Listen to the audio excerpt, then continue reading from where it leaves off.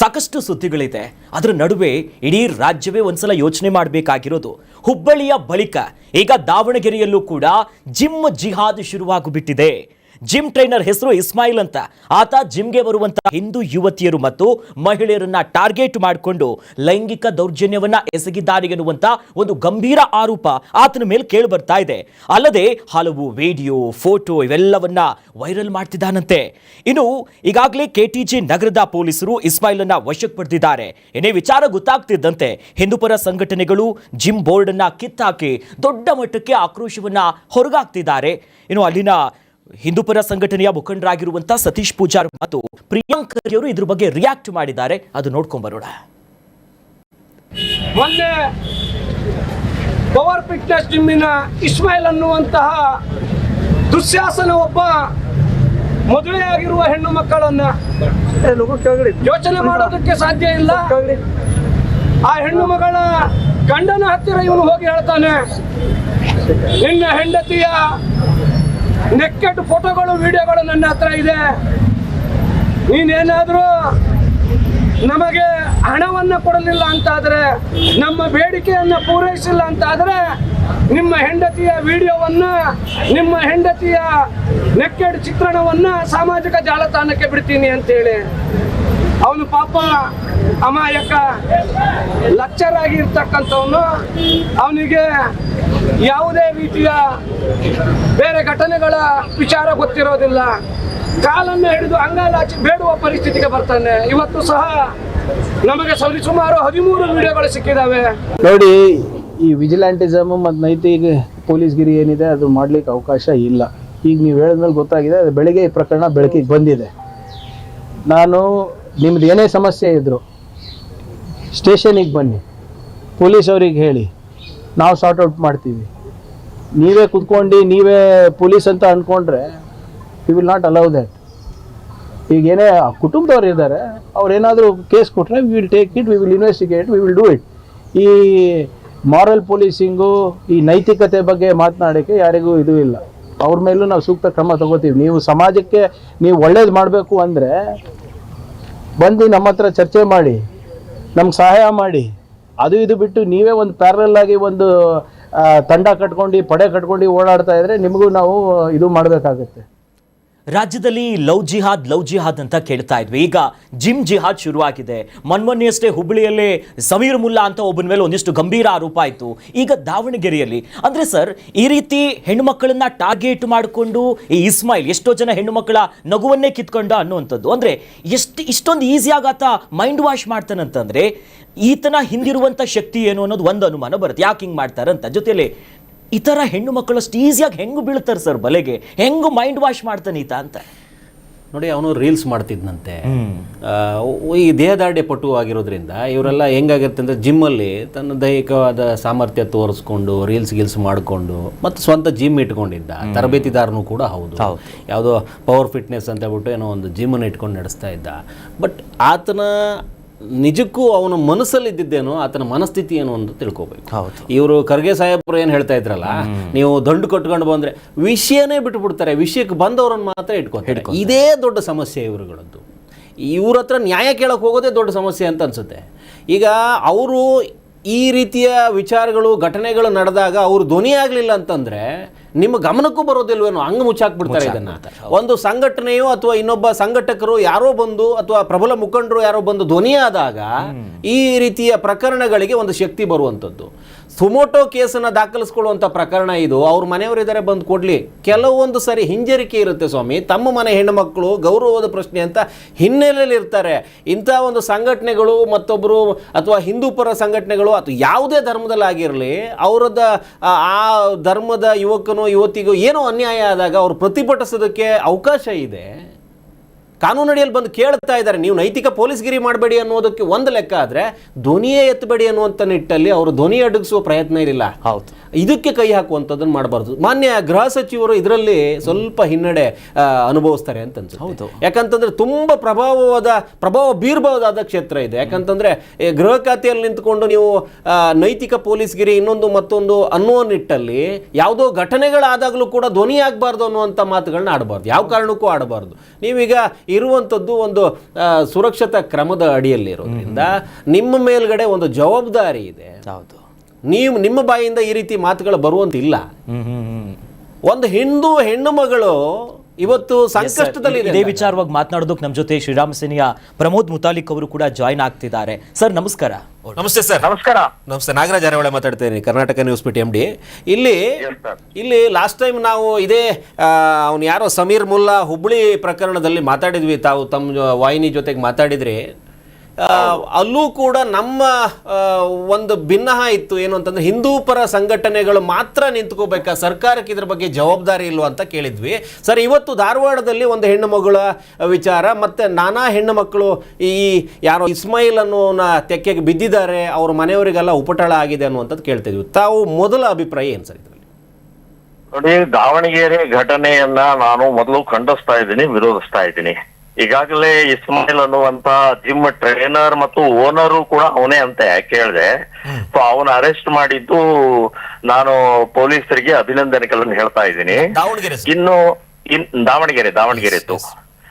ಆಮೇಲೆ ಈಗ ಅವನು ಮದುವೆ ಆಗಿದೆ ಅವನು, ಮತ್ತು ಮದುವೆ ಆದಂತ ಹೆಣ್ಮಕ್ಳನ್ನ ಉಪಯೋಗಿಸ್ಕೊಂಡಿದ್ದಾನೆ, ವಿಡಿಯೋ ತೆಗೆದಿದ್ದಾನೆ, ಹುಡುಗಿಯರು ಕೂಡ ಇದ್ದಾರೆ. ಅಂದ್ರೆ ಈ ರೀತಿಯ ಪ್ರವೃತ್ತಿ, ಇವ್ರದ್ದು ಮಾನಸಿಕತೆ ಎಂಥ ಕ್ರೌರ್ಯ ಇದೆ, ಎಂಥ ನೀಚತನ ಇದೆ. ಇವ್ರಿಗೆ ಏನಾದ್ರೂ ಒಂದು, ನಮ್ಮಲ್ಲಿ ಮಾತೃ ದೇವೋಭವ ಅಂತ ಹೇಳ್ತೀವಿ ನಾವು, ಸ್ತ್ರೀಯನ್ನ ತಾಯಿಯ ಸ್ವರೂಪದಲ್ಲಿ ಕಂಡಂತಹ ದೇಶ ನಮ್ದಿದು. ಸೊ ಇಂಥ ಇದರಲ್ಲಿ ಇವ್ರದ್ದು ಧರ್ಮ ಗ್ರಂಥದಲ್ಲೇ ಏನಿದೆ ಅಂತ ಅನ್ನುವಂಥದ್ದು ಅವರೇ ಹೇಳ್ಬೇಕು ಏನಂತ ಅನ್ನೋದು. ಸೊ ಅವ್ರು ಇದರ ಪ್ರಕಾರ ಅವ್ರು ನಡ್ಕೊಳ್ತಾ ಇದ್ದಾರೆ. ಆದ್ರೆ ನಾನ್ ಹೇಳೋದು, ಇವತ್ತು ಯಾವ ದೇಶದಲ್ಲಿ ಇದೆ ರೀ, ಆ ದೇಶದ ಒಂದು ಹೆಣ್ಣು ಮಕ್ಕಳಿಗೆ ಗೌರವ ಕೊಡಬೇಕು ಅಂತ ಅನ್ನುವಂತಹದ್ದಿಲ್ವಾ? ನೀನ್ ಮದುವೆ ಆಗಿದ್ದಲ್ಲ ಇಸ್ಮಾಯಿಲ್ ಹರಾಮ್ಖೋರ್ ಅವನು, ಮದುವೆ ಆದಂತವ್ರು ಈ ರೀತಿ ನಿಮ್ದು ದುರ್ವರ್ತನೆನಾ? ನಾನ್ ಹೇಳೋದು, ಇಂಥವ್ರಿಗೆಲ್ಲ ಬೇಲು ಜೈಲು ಅನ್ನೋಕ್ಕಿಂತ ಶೂಟ್ ಮಾಡೋಕ್ಕಿಂತವ್ರನ್ನೆಲ್ಲ ಇಮಿಡಿಯೇಟ್ ಶೂಟ್ ಮಾಡಿ ಬಿಸಾಕ್ಬೇಕು ಅವ್ರನ್ನೆಲ್ಲ. ಸೊ ಇಂಥ ದೌರ್ಜನ್ಯ ಈ ಕೋರ್ಟ್ ಇಂದು ಕೂಡ ಏನಾಗತ್ತೆ ಅಂದ್ರೆ, ಈ ಡಿಲೇ ಆಗ್ತಾ ಅವ್ನು ಬೇಲ್ ಸಿಗತ್ತೆ, ಮತ್ತೆ ಹೊರಗಡೆ ಬರ್ತಾರೆ, ಮತ್ತೆ ಆನಂದವಾಗಿ ಇರ್ತಾರೆ, ಮತ್ತು ಕಾಂಗ್ರೆಸ್ ಸರ್ಕಾರ ಇಂಥವ್ರದ್ದೆಲ್ಲ ಕೇಸ್ಗಳನ್ನು ವಾಪಸ್ ತಗೋತಾರೆ. ಸೊ ಈ ರೀತಿಯ ಮಾನಸಿಕತೆಯಿಂದನೇ ಇನ್ನೊಂದು ನಾನು ಹೇಳೋದಾದ್ರೆ, ನಮ್ಮ ಹಿಂದೂ ಹುಡುಗಿಯರು ಹಿಂದೂ ಮಹಿಳೆಯರು, ನಿಮ್ಗೆ ತಲೆ ಬುರುಡೆ ಏನ್ ಇಟ್ಟಿದ್ದೀರಿ ನೀವು? ಮೇಲಿಂದ ಮೇಲೆ ಆಗ್ತಾ ಇರುವಂತ ನಿಮ್ ಗಮನಕ್ಕೆ ಇಲ್ವಾ? ನಿಮ್ಗೆ ಬರೋದಿಲ್ವಾ? ಮದುವೆ ಆದಂತವ್ರು ನೀವು ಈ ರೀತಿ ಪಾನೀಯದಲ್ಲಿ ಮತ್ತು ಬರುವ ಔಷಧಿ ಹಾಕ್ತಾರಂತೆ, ಪಾನೀಯ ಕುಡಕ್ಕೆ ಇವ್ರು ಅವ್ರ ಮನೆಗೆ ಯಾಕೆ ಹೋಗ್ತಾರೆ? ಹೋಗದೆ ಇದ್ರೆ ಎಲ್ಲಿಂದ ಏನಂತ ಹಾಕ್ತಾನ ಅವನು? ಇವರು ಜಿಮ್ಗಳಲ್ಲಿ ಈ ರೀತಿ ಆಗತ್ತೆ ಅಂತ ಗೊತ್ತಿದ್ರು ಕೂಡ ಹೋಗಿ ಈ ಸೌಹಾರ್ದತೆ ಸಹಬಾಳ್ವೆ ಅಂತ ಅನ್ಕೊಂಡು ಅಲ್ಲಲ್ಲೇ ಹೋಗಿ ಸಿಕ್ಕಬಿದ್ದು, ಮೊದಲು ಬದಲಾವಣೆ ಆಗ್ಬೇಕಾಗಿರೋದು ಹಿಂದೂ ಯುವಕ ಯುವತಿಯರು ಮತ್ತೆ ಮಹಿಳೆಯರಲ್ವಾ ಸರ್? ಅಲ್ಲ, ಅದು ಒಪ್ಕೊಳ್ತೇನೆ ನಾನು, ಅದನ್ನು ಹೇಳ್ತಾ ಇಲ್ಲಲ್ಲ, ಅದಕ್ಕೆ ಹೇಳ್ತಾ ಇದ್ದೇನೆ. ನಾವು ಈಗ ಹಿಂದೂ ಹುಡುಗಿಯರು ಕೂಡ ಬಹಳ ಗಂಭೀರವಾಗಿ ಯೋಚನೆ ಮಾಡೋದಕ್ಕೆ, ಇಂಥ ಸಂದರ್ಭದಲ್ಲಿ ಏನಾಗ್ತಾ ಇದೆ, ಏನ್ ಮಾಡ್ತಾ ಇದಾರೆ, ಯಾರಿಗೂ ಎಲ್ಲಿ ಹೋಗ್ತಾ ಇದೀವಿ ಅನ್ನುವಂತಹದ್ದು ಒಂದು ಗಮನ ಹರಿಸ್ಬೇಕಲ್ಲ. ನಾವು ಇವತ್ತು ಕಳೆದ ಒಂದು 20 ವರ್ಷದಿಂದ ಹೋರಾಟ ಮಾಡ್ತಾ ಇದೀವಿ. ಸಾವಿರಾರು 4,500 ಹಿಂದೂ ಹುಡುಗಿಯರನ್ನ ಉಳಿಸ್ತಿದೀವಿ ನಾವು. ಸೊ ಪ್ರತಿನಿತ್ಯ 4-5 ಕೇಸ್ಗಳಲ್ಲಿ ಇಂಥವು ಬರ್ತವೆ. ಹೆಲ್ಪ್ ಲೈನ್ ಡಿಕ್ಲೇರ್ ಮಾಡಿದೀವಿ. ಸೊ ಇಷ್ಟೆಲ್ಲ ಆದಾಗಲೂ ಕೂಡ, ಮತ್ತು ನಾನು ಹೇಳೋದು ಮೊದಲೇದು ಕೋರ್ಟ್ ನಲ್ಲಿ ಇಮ್ಮಿಡಿಯೇಟ್ ಆಕ್ಷನ್ ಆಗ್ಬೇಕ್ರಿ. ಇಮ್ಮಿಡಿಯೇಟ್ ಅವನಿಗೆ ಜೀವಾವಧಿ, ಇಮ್ಮಿಡಿಯೇಟ್ ಅವನಿಗೆ ಗಲ್ಲು ಶಿಕ್ಷೆ, ಇಮ್ಮಿಡಿಯೇಟ್. ಈಗ ನೇಹಾ ಹಿರೇಮಠದ್ದು ಇನ್ನೂವರೆಗೆ ಶಿಕ್ಷೆ ಆಗಿಲ್ಲ. ಅವನು 5 ಬಾರಿ ಜಾಮೀನು ಹಾಕ್ತಾನ, ಅವನು ಕೊಲೆಗಾರ. ಅವನು 2 ಮುಸ್ಲಿಂ ಲಾಯರ್ಗಳು ಅವನ ಪರವಾಗಿ ನಿಂತ್ಕೊಳ್ತಾ ಇದ್ದಾರೆ. ಅಂದ್ರೆ ಒಬ್ಬ ಕೊಲೆಗಡಕನ ಪರವಾಗಿ ಇವತ್ತು ಅವ್ರ ಸಮಾಜ ಇದೆ, ಅವ್ರ ಮುಲ್ಲಾ ಮೌಲ್ಯಗಳಿದ್ದಾರೆ, ಮಸೀದಿ ಇದೆ, ಮದರ್ಸಾ ಎಲ್ಲ ಅವ್ರ ಪರವಾಗಿ ನಿಂತ್ಕೊಳ್ತಾರೆ, ಇಂಥವ್ರ ಪರವಾಗಿ. ಮನೆ ಗೃಹ ಮಂತ್ರಿಗಳು ಇವತ್ತು ಹೇಳ್ತಾ ಇದ್ರು, ಯಾರೋ ಹಿಂದೂ ಪರ ಸಂಘಟನೆಗಳು ಧ್ವನಿ ಎತ್ತಿದ್ದಕ್ಕೆ ನೈತಿಕ ಪೊಲೀಸ್ಗಿರಿ ಮಾಡಂಗಿಲ್ಲ ಅನ್ನುವಂತ ನಿಟ್ಟಲ್ಲಿ ಮಾತಾಡ್ತಾರೆ. ಅರೆ, ಧ್ವನಿ ಎತ್ತೋದೇ ತಪ್ಪು ಅನ್ನುವಂತ ನಿಟ್ಟಲ್ಲಿ ಮಾತಾಡೋದು, ಇದು ಧ್ವನಿ ಹತ್ತಿಕ್ಕುವ ಪ್ರಯತ್ನ ಅಲ್ವಾ ಸರ್ ಇದು? ಗೃಹ ಮಂತ್ರಿಗಳು ಮಾತಾಡ್ತಿದ್ರು. ಧ್ವನಿ ಅಲ್ಲ, ನಾನ್ ಹೇಳುದು, ಕೈಗೆ ಸಿಕ್ಕಿದ್ರೆ 4 ಏಟು ಒದ್ದು ಹೊಡೆದು ಚಾಚ್ ಹಾಕ್ಬೇಕ್ರಿ. ಇಂಥ ಕುಕೃತ್ಯ ಮಾಡಿದಂತ ನಾನು ಹೇಳೋದು, ಖರ್ಗೆ ಅವರಿಗೆ ಅಥವಾ ಗೃಹ ಮಂತ್ರಿ ಅವರಿಗೆ ಅಥವಾ ಡಿಪಾರ್ಟ್ಮೆಂಟ್ ಅವ್ರಿಗೆ ಹೇಳೋದು, ನಿಮ್ ಮನೆಯಲ್ಲಿ ಹೆಣ್ಮಕ್ಳೆ ಈ ರೀತಿ ಆಗಿದ್ರೆ ನೀವೇನ್ ಮಾಡ್ತಿದ್ರಿ? ಅವ್ರು ಇದೇ ಪ್ರಶ್ನೆ ಕೇಳ್ತೀನಿ ಅವ್ರಿಗೆ ನಾನು. ಇವತ್ತು ಬೇರೆಯವರು ಆದಂತ ಇದರಲ್ಲಿ ಸಿಟ್ಟು ನಮಗೆ ವೇದನೆ ಆಗುದಿಲ್ಲೇನ್ರಿ?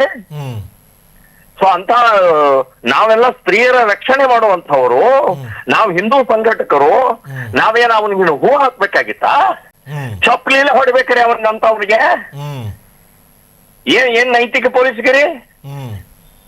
ಯಾವ್ದು ನೈತಿಕ ಅನ್ನುವಂತ? ಹೌದು, ನೈತಿಕವಾಗೇನೆ ಮಾಡ್ತಾ ಇದೀವಿ ನಾವು, ಅನೈತಿಕ ಅಲ್ಲ. ಇನ್ನೇನು ತಪ್ಪು ಮಾಡ್ತಾ ಇಲ್ಲ. ಅವನಿಗೆ ಒದೆಯವ್ರೆ ನಾವು ಅವನಿಗೆ. ಇಂಥ ದುರ್ವರ್ತನೆ, ಇಂಥ ಕ್ರೌರ್ಯ, ಇಂಥ ನೀಚತನ ಮಾಡಿದವರಿಗೆ ಏನು ಮನೆ ಹಾಕ್ಬೇಕಾ?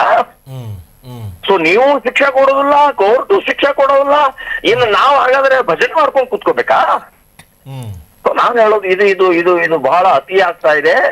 ಮುಸ್ಲಿಂ ಸಮಾಜದವರು ತಮ್ಮ ಯುವಕರಿಗೆ ಅವ್ರಿಗೆ ಬಹಳ ಗಂಭೀರವಾಗಿ ಹೇಳಬೇಕು, ಇಲ್ಲಾದ್ರೆ ನಾವು ಇನ್ನು ತೆರಿಗೇಟು ಕೊಡಬೇಕಾಗತ್ತೆ ಅಂತನ್ನುವಂತ ಎಚ್ಚರಿಕೆಯನ್ನು ಕೂಡ ನಾನು ಕೊಡ್ತಾ ಇದ್ದೀನಿ. ಧನ್ಯವಾದ ಸರ್, ನಮಸ್ಕಾರ. ಅಂದರೆ ಅವ್ರಿಗೆ ಎಷ್ಟು ಆಕ್ರೋಶ ಇದೆ ಅಂತಂದರೆ, ಇದು ಇವತ್ತಿನ ಹೋರಾಟ ಅಲ್ಲ. ಹಿಂದೂ ಹೆಣ್ಣು ಮಕ್ಕಳನ್ನು ಉಳಿಸ್ಕೊಳ್ಬೇಕು, ಈ ಜಿಹಾದಿ ಕೃತ್ಯಗಳಿಗೋ ಇನ್ನೊಂದಕ್ಕೋ ಮತ್ತೊಂದಕ್ಕೋ ಮತಾಂತರಕ್ಕೋ ಬಲವಂತಕ್ಕೋ ಬೀಳದೇ ಇರಲಿ ಅನ್ನುವಂಥ ಹೋರಾಟ ಇದೆಯಲ್ಲ ಇವ್ರದ್ದು, ನಿರಂತರ ಭಾಗಿಸ್ಕೊಂಡಿದ್ದಕ್ಕೆ ಎಲ್ಲಾದರೂ ಒಂದು ಪ್ರಕರಣ ಆದಾಗ ಇವರೆಲ್ಲ ಉದ್ವಿಗ್ನತೆ ಇವ್ರ ಹತ್ರ ಒಳಗಡೆ ಒಂದು ಕುದಿ ಬಂದ್ಬಿಡುತ್ತೆ. ಇಲ್ಲದೇ ಇದ್ರೆ ಏನಾಗುತ್ತೆ ಅಂತಂದರೆ, ಇಂಥವ್ರು ಯಾರು ಧ್ವನಿ ಎತ್ತಲಿಲ್ಲ ಅಂತಂದರೆ, ಅವ್ರು ಖರ್ಗೆ ಸಾಹೇಬ್ರು ಹೇಳ್ತಾ ಇದ್ರಲ್ಲ, ಇಂಥವ್ರು ಧ್ವನಿ ಆಗಲಿಲ್ಲ ಅಂತಂದ್ರೆ ಅಲ್ಲೇ ಮುಚ್ಚಾಕುವಂಥ ಪ್ರಯತ್ನ ಆಗುತ್ತೆ. ಇದು ಭಾಳ ಸ್ಪಷ್ಟವಾಗಿ ನೋಡಿಸ್ಕೊಳ್ಬೇಕು ಮತ್ತು ಕೇಳಿಸ್ಕೊಳ್ಬೇಕು. ಮನೆಯವರಿಗೆ ಆ ನೈತಿಕತೆ ಕುಗ್ಗಿರುತ್ತೆ, ಆತ್ಮವಿಶ್ವಾಸ ಕುಗ್ಗಿರುತ್ತೆ. ನಮ್ಮ ಮನೆ ಹೆಣ್ಣುಮಕ್ಕಳ ಮಾನ ಈಗಾಗಲೇ ಬೀದಿಗೆ ಬಿದ್ದಿರೋದನ್ನು ನಾವು ಪೂರ್ತಿ ಪ್ರಚಾರಕ್ಕೆ ಇಟ್ಟಂಗೆ ಆಗುತ್ತೆ ಅನ್ನುವಂಥ ಆ ಭಾವನೆಯಲ್ಲಿ ಇರ್ತಾರೆ ಅವರು, ಅದನ್ನು ಹಿಂದಿಟ್ಕೊಂಡು ಹೋಗಿರ್ತಾರೆ. ಆದರೆ ಸಂಘಟಕರು ಇನ್ನೊಬ್ಬರು ಮತ್ತೊಬ್ಬರು ಬಂದು ಇವತ್ತು ನಿಮ್ಮ ಮಗಳಿಗಾಗಿದ್ದು ಇಡೀ ಸಮಾಜಕ್ಕಾಗೋದ್ರನ್ನು ತಪ್ಪಿಸೋಣ ಅನ್ನುವಂಥ ನಿಟ್ಟಲ್ಲಿ ಮಾತಾಡಿಕೊಂಡು ಅವರ ಮನವೊಲಿಸಿ ಬಂದು ನಿಮ್ಮ ಹೆಸರುಗಳನ್ನೆಲ್ಲ ಬದಲಾಯಿಸಿ ಬರೀತಾರೆ. ಒಂದಷ್ಟು ಮಾಹಿತಿ ಹೋಗುತ್ತೆ. ಕೆಟ್ಟ ಹಾದಿಗೆ ಹೋಗುವಂಥ ಹೆಣ್ಣು ಮಕ್ಕಳು ಇವತ್ತು ಬುದ್ಧಿ ಕಲ್ತ್ಕೊಳ್ತಾರೆ. ಈ ನಿಟ್ಟಲ್ಲಿ ಅವರನ್ನು ವಿಶ್ವಾಸಕ್ಕೆ ತಗೋಬೇಕಾದ್ರೆ ಇಂಥ ನಾಯಕರುಗಳು ಬರಬೇಕು. ಇಂಥ ಮುಖಂಡರುಗಳು ಬಂದು ಹೇಳಲಿಲ್ಲ ಅಂತಂದ್ರೆ, ಅಥವಾ ಹಿಂದೂ ಪರ ಸಂಘಟಕರು ಎದ್ದು ನಿಂತ್ಕೊಂಡಿಲ್ಲ ಅಂತಂದ್ರೆ, ಯಾರು ಈ ಮನಸ್ಥಿತಿಗಳಿದಾವಲ್ಲ, ಏನು ನಡೆದಿಲ್ಲ ಬಿಡ್ರಿ. ಜಿಮ್ಮಲ್ಲಿ ಏನೋ ನಡೆದ ತಕ್ಷಣಕ್ಕೆ ಅದನ್ನು ಜಿಹಾದಿ ಅನ್ನಬೇಡಿ, ಅಥವಾ ಇವರೆಲ್ಲ ನಮ್ಮ ಸಹೋದರರು ಅಂದ್ಕೊಂಡೆಲ್ಲ ಸಹಬಾಳ್ವೆ ಮಾಡೋದಕ್ಕೆ ಹೊರಟಿದ್ರಲ್ಲ.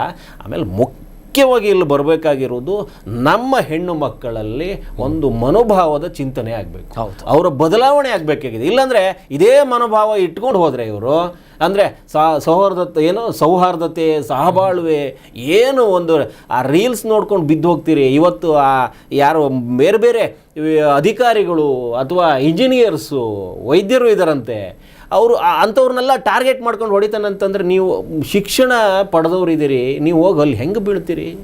ಯಾವ ಆಮಿಷಕ್ಕೆ ಒಳಗಾಗ್ತೀರಿ? ಆ ಗಂಡನಿಗೆ ಹೋಗಿ ಚಿತ್ರೀಕರಣ ತೋರಿಸ್ತಾರಂತೆ, ಅವನು ಅಂಗ್ಲಾಚಿ ಬೇಡ್ಕೊಳ್ತಾ ಇದ್ದಾನೆ ಅಂತಂದರೆ ಇವತ್ತು ಎಲ್ಲಿಗೆ ಮುಂದೆ ನಿಂತಿದೆ ಅಂತ. ಅಪರಾಧ ಮಾಡಿದವನು, ಅಪರಾಧನ ಮಾಡುವಂತೆ ಮಾಡಿದವನು ನೇರ ಬಂದುಬಿಟ್ಟು ನಿಮಗೆ ವಿಡಿಯೋ ತೋರಿಸೋವರೆಗೂ ಧೈರ್ಯ ಕೊಟ್ಟಿದ್ಯಾರು? ನಿಜಕ್ಕೂ ನೈತಿಕ ಅದೇನೋ ಪೊಲೀಸ್ಗಿರಿ ಇನ್ನೊಂದು ಮತ್ತೊಂದು ಅಂತ ಮಾತಾಡ್ತಾರಲ್ಲ, ಯಾರು ಮಾಡ್ತಾ ಇರೋದು? ಅಪರಾಧ ಮಾಡಿದವನನ್ನ ಕೇಳೋದು ತಪ್ಪು, ಅದು ನೈತಿಕ ಪೊಲೀಸ್ಗಿರಿ ಅಂತೆ. ಅಪರಾಧ ಮಾಡ್ಕೊಂಡು ಬಂದು ಇದು ಮಾಡಿದ್ರೆ ಅವನಿಗೆ ವರ್ಷಾನುಗಟ್ಲೆ ಇಟ್ಕೊಂಡು ಸಾಕ್ತಾರೆ. ಹಾರಾಕೊಂಡು ಕರ್ಕೊಂಡು ಹೋಗಿದ್ದು ನೋಡಿದ್ವಿ ಕೆಲವು ವಿಚಾರದಲ್ಲಿ. ಕೇಸ್ ವಾಪಸ್ ತಗೊಳ್ತಾರೆ, ತಗೊಳ್ಳುವಂತೆ ಮನವಿ ಮಾಡ್ತಾರೆ. ಇವರೇ ಹೋಗಿ ಮನೆಯಲ್ಲಿ ಕೊಡ್ತಾರೆ. ಹಿಂದೂ ಪರ ಸಂಘಟಕರ ಕಾರ್ಯಾಚರಣೆ ಇಲ್ಲದೆ ಇದ್ದಿದ್ರೆ ಇವತ್ತು ಒಂದು 4-6 ಮನೆಯಲ್ಲಿ ನೋಡ್ತಾ ಇದ್ವಲ್ಲ, ಅದು 10,000 ಸಾವಿರಾರು ಲಕ್ಷಾಂತರ ಮನೆಗಳಾಗುವಂಥ ಪ್ರಕರಣ ಆಗುವಂಥದ್ದು.